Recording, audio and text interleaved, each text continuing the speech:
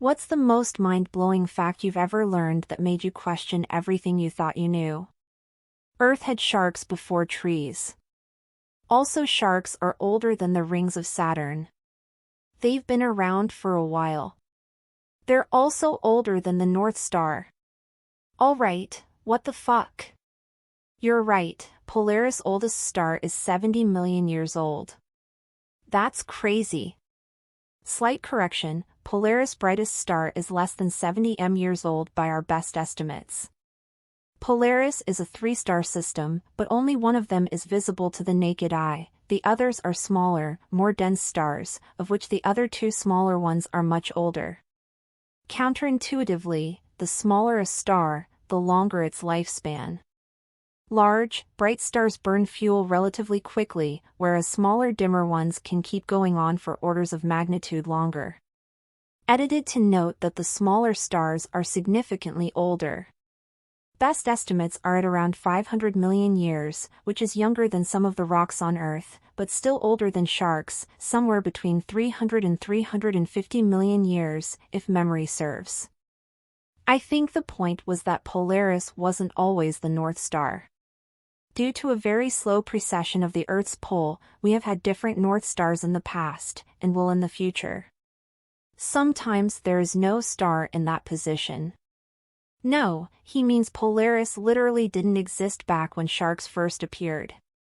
The stars that form Polaris came into existence 70 million years ago, while sharks evolved 450 million years ago. You're right that precession means the star that's due north varies, and Polaris became the North Star about 1500 years ago, but that's an entirely separate fact, which is still just as mind-blowing. TIL Polaris isn't a single star. TILY Polaris got its name. I'm just slow, I guess. That we didn't know what the moon was made of until we got there, and when we got there and tested, it was the same as Earth. The moon is a chunk of the Earth.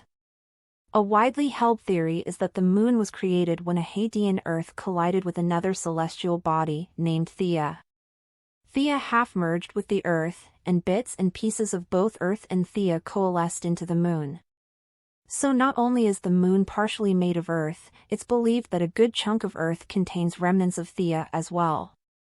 Isn't that the reason they give for our double core, inner and outer regions, and why the Earth is so dense, relatively speaking, for its size? Yes, the impact splashed off a lot of the Earth's silica crust, which gives our planet a disproportionately large iron core relative to its total mass, which then produces a strong enough magnetosphere to shield the planet from solar radiation. That's the really cool thing. So many things had to line up just absolutely fucking perfectly on our planet in order for it to create complex life. But, here's the thing, there are septillions of stars out there, no nillions by the time you get to the end of the universe in a Google years.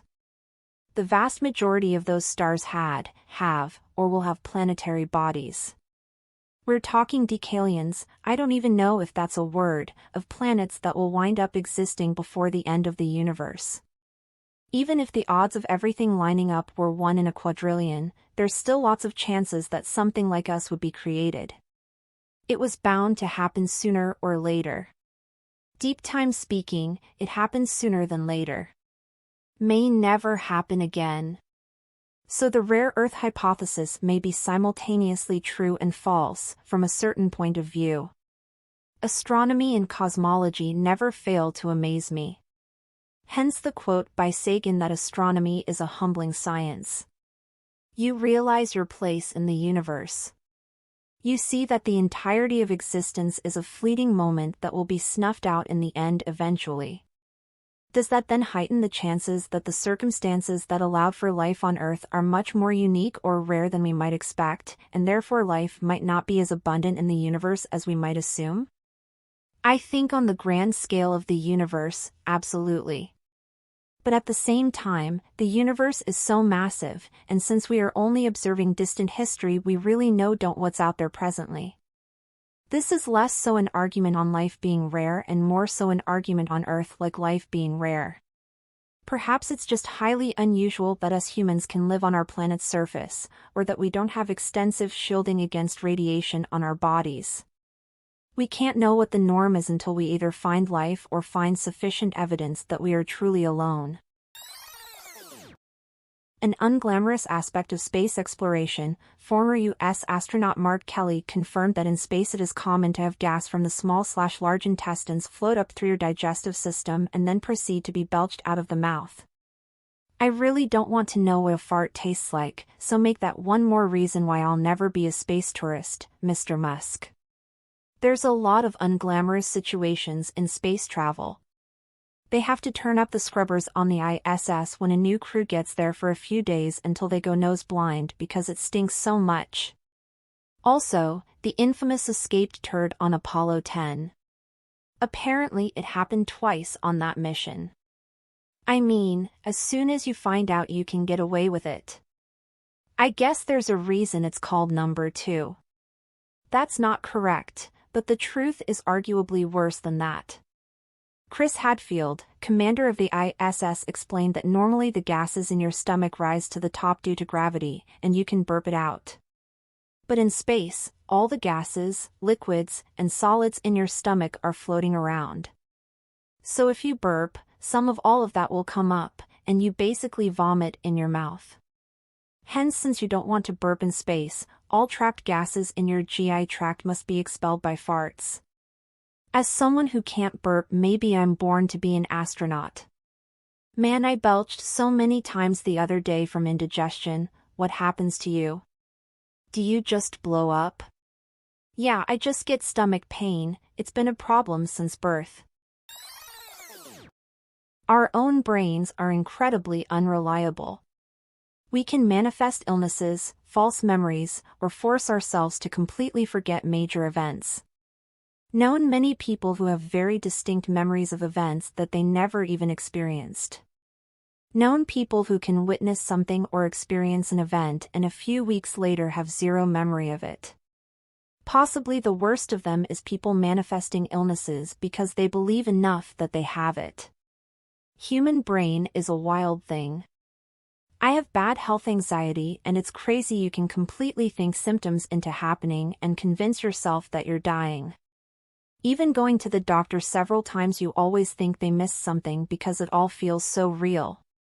Plus, all of the worrying usually leads to things like weight loss and loss of appetite, so you're always questioning yourself about what is going on. I had a thing a few years ago where I felt a sensation for a few days, started to obsess over it, and went to the doctor several times and had many tests run. At like the 5th doctor visit, and after an ultrasound, he said, "Look, you're completely fine." He told me he could keep doing tests if I really need my mind at ease, but there's no reason to keep wasting time and money on tests because there's nothing there to find. It took a few days to accept what he said, but then I started to calm down, and like a week later every pain and sensation went away completely. I've tried to do the opposite on real illnesses and it doesn't work. One day, I'll convince my body to make connective tissue correctly. Paraphrasing Jason Pargin, but we like to think that our eyes are HD cameras that record everything in ultra-high detail that we store on the uncrackable hard drive that is our brain. It's more accurate to say our eyes are like a guy at the bottom of a lighthouse. Whenever he sees something, he runs to the top of the lighthouse to describe it to another guy. That other guy is our brain, which makes a quick pencil sketch, which is our memory. And to make the analogy more complete, both guys are drunk. There's a great book called The Brain That Changes Itself, and it covers neuroplasticity and how little we actually understand. I am an amputee with severe, long-term phantom pain, and I just can't accept that I have debilitating pain in a leg that isn't even there. I'm so sorry you have to deal with that. It's interesting to me how the brain reacts to amputated body parts. I've also heard people say that the amputated parts itch sometimes. Not the same, but I am bald and I often feel my hair moving with the wind.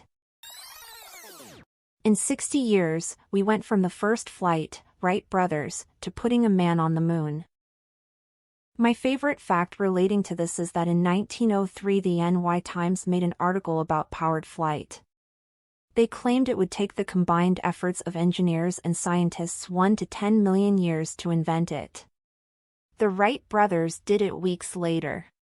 Edit, for some context, the article came a couple days after a failed attempt at powered flight and was mostly ridiculing the guy who failed. Also important to note is that the popular opinion before the Wright brothers made their flight was that any heavier-than-air flying machine was flat-out impossible. Even quite a high number of scientists and engineers were very pessimistic about it being possible. So the actual prediction was pretty much just an arbitrary number as a way of saying powered flight is impossible and a waste of resources. Interestingly, one of the Wright brothers wrote in his diary on the day of the article, "We started assembly today, lol." This is the example I use when I want to demonstrate just how much we have no idea what the future holds in store when it comes to inventions in technology. In the next 50 years, somebody could invent a machine that pulls the carbon out of our atmosphere and turns it into diamonds at a scale large enough to reverse climate change and make everybody a millionaire, or make diamonds so common as to be worthless. Now, I don't actually believe that will happen, it's just a deliberately hyperbolic example to illustrate my point. Even if it were possible, it's probably at least another 1 to 10 million years away from reality. Edit. Hey everybody! About a dozen of you have commented about how worthless diamonds are, so if you were about to skip past those comments and make the same one again, I just wanted to let you know you don't have to waste your time. I just picked something that I had always understood to be expensive and that I know is made from carbon, but I realize I was misinformed. Velociraptors were apparently the size of chickens. Not people size. Another species called the Utah raptor was much closer to the Jurassic Park velociraptor. Utah raptor was discovered during filming. Kirkland, the discoverer, called Backer, Spielberg's paleontology consultant. Backer vegan crowing, "You found Spielberg's raptor." Backer explained that for plot and effect reasons, the velociraptors were being scaled up and reduced in number. But Spielberg was unhappy to be moving off the established fossil record. Fun fact, Backer was a grad student on the initial velociraptor discovery. He illustrated the paper announcing the find. The paper and its illustration set off the warm-blooded revolution in paleontology. Deinonychus would like a word. It's about 9-inch long, has a terrible claw, ran down prey, likely in packs, 72 teeth, hollow bones, and feathers. Likely used, wing-assisted running. Like a chicken. I figured Velociraptor in the movie was one of these all along. When traveling around the world, you find that people can have completely different values and beliefs that they consider obvious and clearly right. Which puts your own values into perspective and makes you realize that if you would just have been born somewhere else, you could be a completely different person. If such a significant chunk of values are just a social construct, you can question everything and maybe should. In a few centuries, humans will have completely different sets of truths of what they have now, and hundreds of years ago, humans were completely different. Hence, we need to be very careful to judge others and certainly can't judge people from hundreds of years ago. The best answer so far. And this is what's causing so many disagreements in a constantly shrinking world. The importance of opinion and its relationship with culture should have much more emphasis in education. When I was young, I thought Indiana Jones and Han Solo were played by different people. I thought that every single movie I watched had different people as characters. When my mom told me Harrison Ford played both roles and he was in other movies, my jaw dropped. When she told me actors play parts and characters in a lot of things and not just one and done, my mind was blown. 8-year-old me couldn't believe it. Similar story, but I was watching Space Jam in one room and my dad was watching the Bulls in another. My little mind couldn't comprehend how Michael Jordan was doing both things at once. MJ's the only person who could be in two places at once. Please like and subscribe for more daily content.